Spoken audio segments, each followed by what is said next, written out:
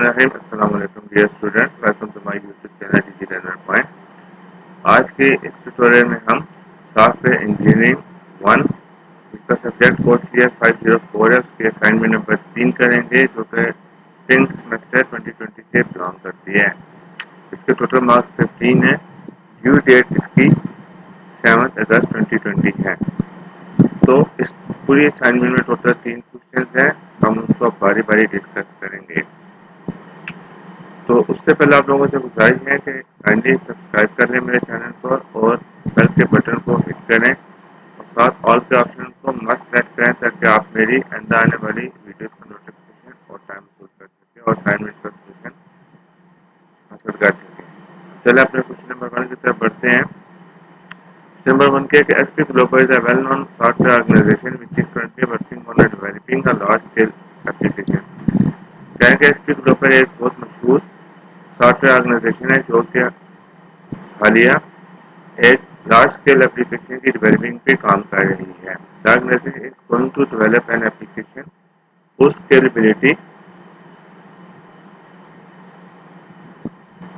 Full scalability and performance can be enhanced by distributing both data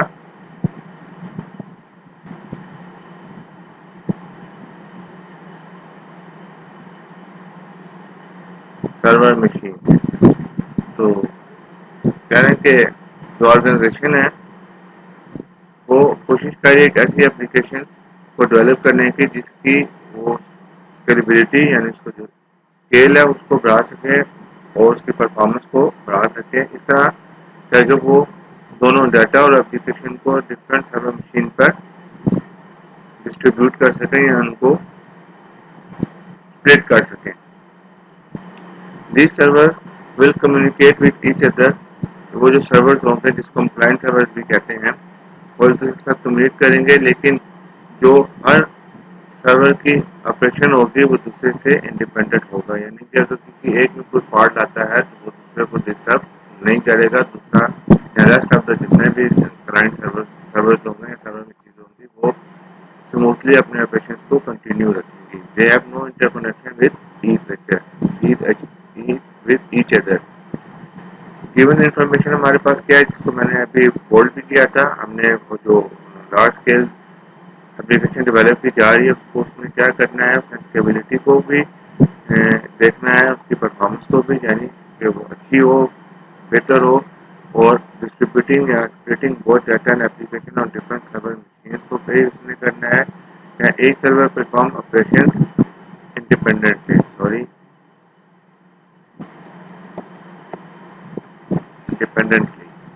जैसे मैंने ऊपर question में बयान किया था कि अगर कोई एक इंटरप्ट होता है या कोई एक डिफॉल्ट फॉल्ट पड़ता है तो दूसरे उसकी जो हमारी सर्वर मशीन है उससे मुतासर ना हो। तो रिक्वायरमेंट क्या है, selection of architecture with specification. तो हमने कौन सा इस सिनेरियो में हमने आर्किटेक्चर जो डिज़ाइन है या स्ट्रक्चर है उसको हमने चूज करना है।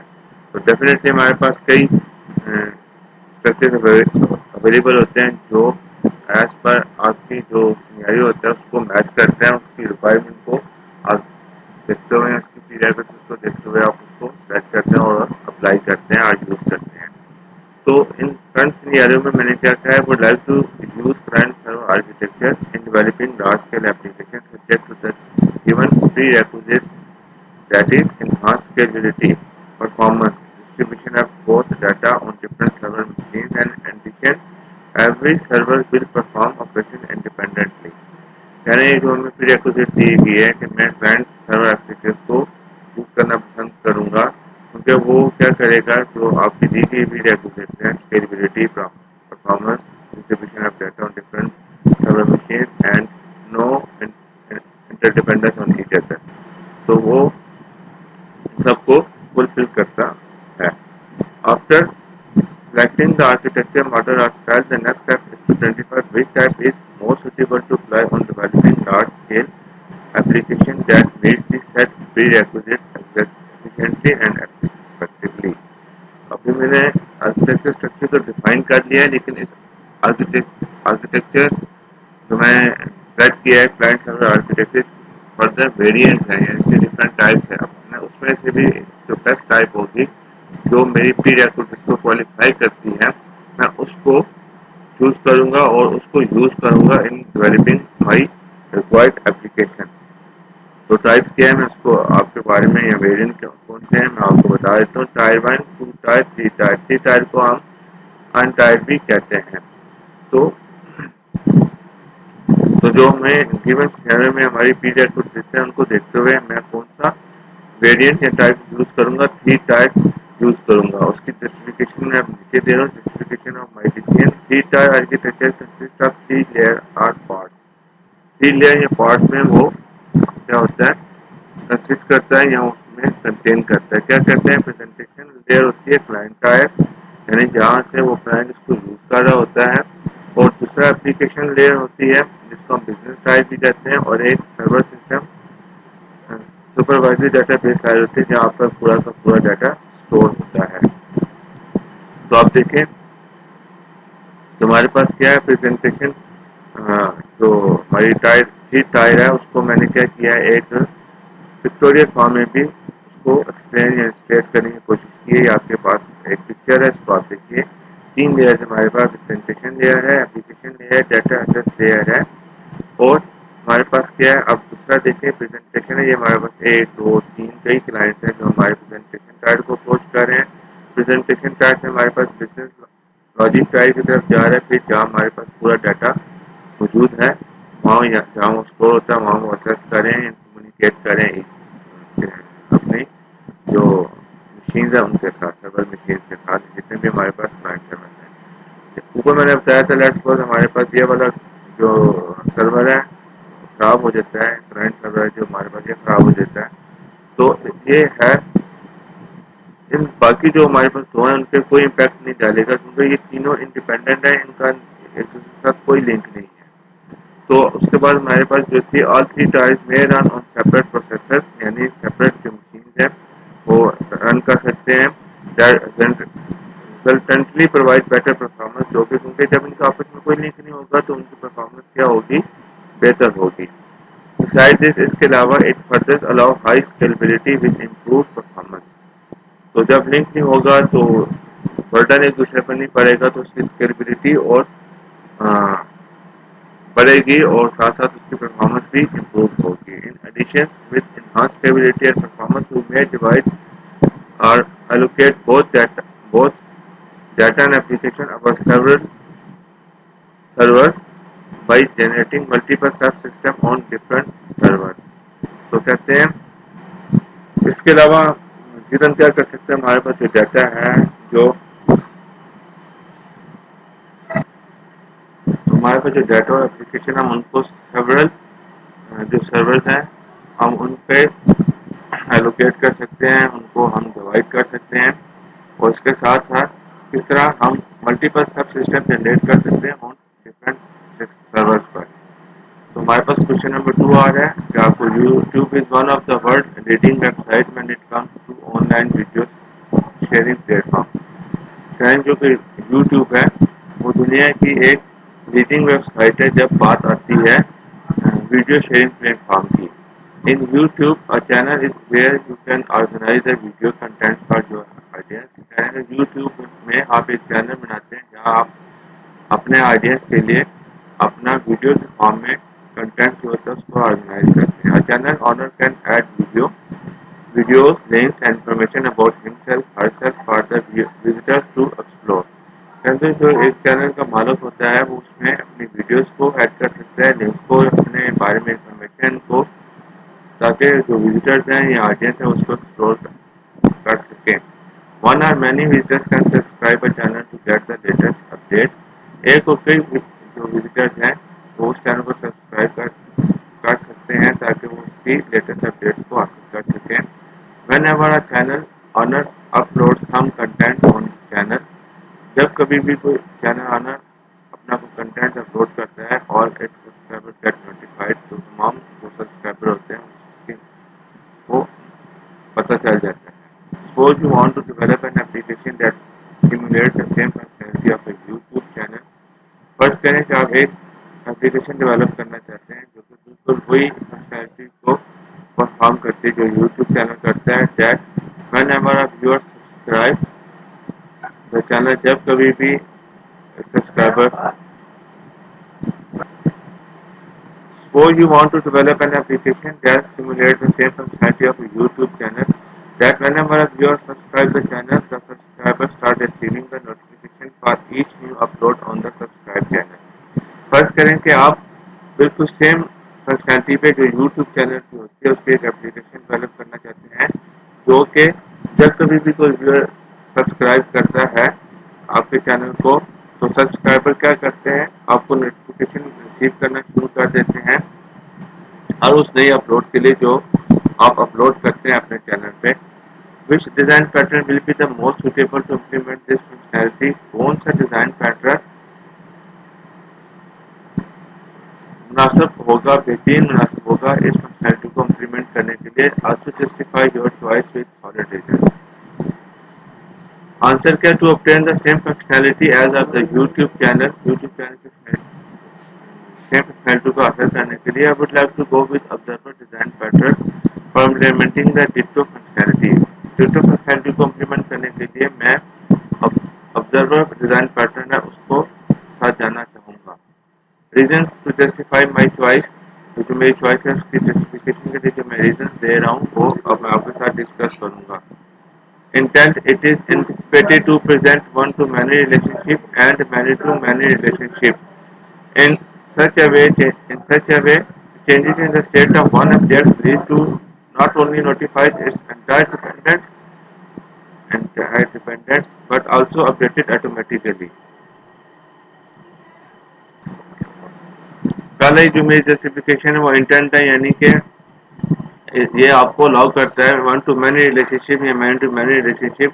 अगर एक ऑब्जेक्ट की स्टेट में चेंजेस होती हैं तो वो चेंजेस लीड करती है किस तरह के आपके जो एंटायर डिपेंडेंट्स होते हैं कौन से आपके सब्सक्राइबर, वो न सिर्फ उससे चेंजेस से नोटिफाई होते हैं बल्कि वो उसको ऑटोमेटिकली अपडेट भी कर देता है।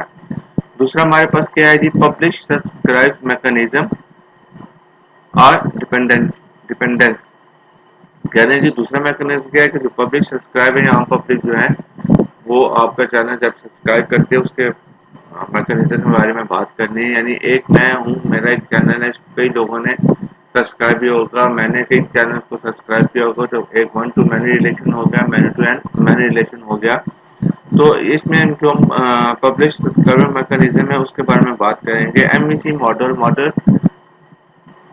view controller pattern is being used to keep public subscribe mechanism active। कहते हैं इसको, ये जो मैकेनिज्म है जिसकी हेडिंग मैंने दी है, हम एमईसी मॉडल है उसको इस्तेमाल करते हैं या यूज करते हैं, ये किया गया है। In this mechanism views are linked with views models via controller objects. कह रहे हैं इस मैकेनिज्म में जो व्यूज हैं वो मॉडल व्यूज के साथ लिंक्ड होते हैं controller object के जरिए। Therefore, any changes in the model objects, the controller would notify the view objects to refresh themselves and vice versa। कहते हैं इसीलिए जब भी मॉडल ऑब्जेक्ट में कोई तब्दीली होती है या तब्दीलियाँ होती हैं तो वो जो कंट्रोलर होता है, कंट्रोलर ऑब्जेक्ट, वो जो आपका व्यू ऑब्जेक्ट होगा यानी सब्सक्राइबर होगा उसको इमीडिएटली तौर पे नोटिफाई करेगा और उसको बताता खुद रिफ्रेश कर देगा और उसका वाइस वर्सा होगा। कहते हैं जो एमईसी मॉडल है या मैकेनिज्म है वो ऑब्जर्वर पैटर्न पर काम करता है। मोटिवेशन क्या है हमारे पास, जो हमें मोटिवेट करता है to maintain consistency between the related objects. Observer pattern design provides a feature of portioning और partitioning the system into the collection of operating classes. यानी कि वो जो कंसिस्टेंसी है यानी एक दफ़ा नहीं होना चाहिए, वो मुसलसल होना चाहिए। जो हमारा कनेक्शन है रिलेटेड ऑब्जेक्ट के साथ, यानी कि हमारे व्यूज़ के साथ, हमारे चैनल के साथ या हमारी कंटेंट के साथ, उसको बरकरार रखने के लिए जो ऑब्जर्वर पैटर्न डिज़ाइन है वो हमें एक पार्टीशनिंग सिस्टम का फीचर प्रोवाइड करता है जो कि आपके सिस्टम को पूल या कलेक्शन ऑफ ऑपरेटिंग क्लासेस में तकसीम करता है या उसको डिवाइड करता है। डिस्क्रिप्शन क्या है, 10 scenario where multiple displays are required, या मल्टीपल डिस्प्लेज रिक्वायर्ड होते हैं। जैसे कि अब मेरा एक चैनल है उसकी 4 वीडियोस हैं, 4 में से हो सकता है उसको 200 बंदे देख रहे हो, 50 सब्सक्राइबर देख रहे हो और 150 नॉन सब्सक्राइबर देख रहे हो, तो वो क्या होगा, तो उसको मल्टीपल डिस्प्ले है, तो इसके लिए हम इसको भी यूज करते हैं। तो क्वेश्चन नंबर 3 हमारे पास, following table contain some code declaration in C plus plus which are not in proper coding convention. तो आपने इसको क्या करना है, जो आपको टेबल दिया गया है, जो आपके लेफ्ट वाली साइड का जो जितने भी कॉलम्स में इसमें जो कोडिंग दी गई है वो प्रॉपर कोडिंग कन्वेंशन नहीं है, आपने इसको प्रॉपर कोडिंग कन्वेंशन में कन्वर्ट करना है। तो पहले क्या है, ये जो हमारी कोडिंग है, const float X is equal to 3.14, जो एक्स है वो उसकी वेरिएबल की वैल्यू है, ये वैल्यू ऑफ पाई है। तो इसको हमने प्रोडक्ट किया कैसे, हमने इस एक्स को रिप्लेस कर दिया किसके साथ, पाई जो हमें दिए गया है ये, और आई को और पाई को हमने अपर केस में लिखा, यानी कैपिटल लेटर में लिखा। Rather using S we use more reliable and purposeful symbol pi, आप पी आई लिख लें। अब टेम्पलेट क्लास की जो हमारे पास कोडिंग है उसमें वो बता रहा है टेम्पलेट क्लास टी, तो टी हमारे पास क्या है, स्मॉल लेटर में है, लेकिन ये हमेशा इसका जो फर्स्ट सिंगल लेटर होता है वो हमेशा कैपिटल होना चाहिए। स्ट्रिंग नेम्स ऑफ एम्प्लॉइज है, नेम ऑफ एम्प्लॉइज है, तो हम नेम ऑफ एम्प्लॉइज को रिप्रेजेंट कर रहे हैं, तो हम क्या करेंगे, तो इसके जो मिक्स होता है, कुछ अपर केस होता है कुछ लोअर केस होता है, तो हमने क्या किया, ऑफ एम्प्लॉय को हमने अपर केस में कन्वर्ट कर दिया। वाइड सेट नेम है, अब सेट जो हमारे पास फंक्शन है हमने उसको अप्लाई किया है, तो इसमें क्या डिफरेंस आ रहा है कि यूज फंक्शन नेम, जो हमारे पास फंक्शन नेम है, ये नेम जो है इसका आगे फंक्शन आ रहा है, उसको हमने कैपिटल, उसका पहला जो फंक्शन का लेटर है उसको हमने कैपिटल लिखा, यानी अपर केस में, विथ सेट प्रीफिक्स, ये जो हमारे पास सेट है प्रीफिक्स के साथ। स्टूडेंट एसटीडी है, वेरिएबल ऑफ टाइप स्टूडेंट है, तो हमने क्या किया, एस को कैपिटल और एस को भी कैपिटल लिख दिया। मुझे जो समझ में आई, जो आपका मैंने लेक्चर नंबर 29 रीड आउट किया हैंड्स आउट में, उसके मुताबिक मैंने इसको लिखा है। खास तौर पर जो आपका जो लास्ट कोडिंग कन्वेंशन है स्टूडेंट एस टी वाला, अगर किसी के मजीद कंसेप्ट क्लियर है तो लाजमी तौर पर हमारे कमेंट सेक्शन में इसको शेयर करें, ताकि तमाम स्टूडेंट्स का भला हो सके और तमाम इस प्रोडक्शन से फायदा हासिल कर सकें। लास्ट में मैं आपको जाके दिखाता हूँ, ये देखें आपके पास, ये आपके हैंड बुक है, इसमें आप जाके इस पे वर्किंग कर सकते हैं। ये लिखा हुआ है, ये 150 पेज है, 129 लेक्चर है, तो ये सॉफ्टवेयर इंजीनियरिंग CS 504 है। तो थैंक्स फॉर वॉचिंग, अस्सलाम वालेकुम।